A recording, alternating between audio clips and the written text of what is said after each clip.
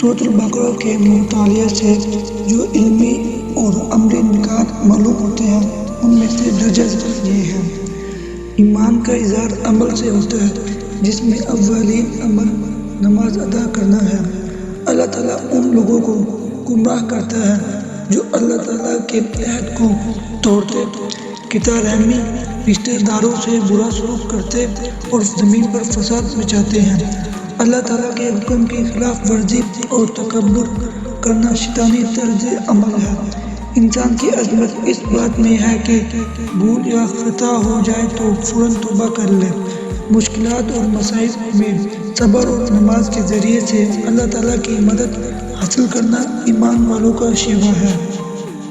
موت کی فکر صاحب ایمان ہونے کی علامت ہے۔ سعادت اور فضیلت کا حاصل محنت اور قربانی کا تقاضا کرتا ہے۔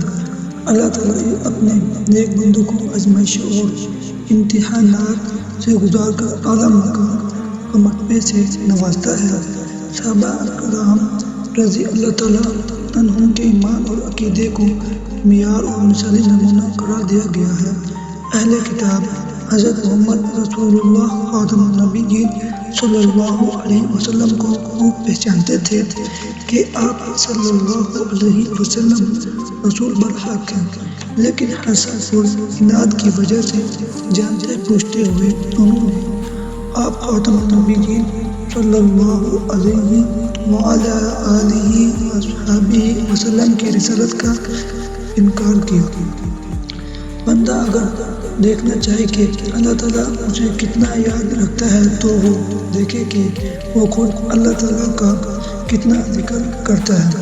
جو اللہ تعالیٰ کا ذکر کرتا ہے اللہ تعالیٰ اس کو یاد رکھتا ہے۔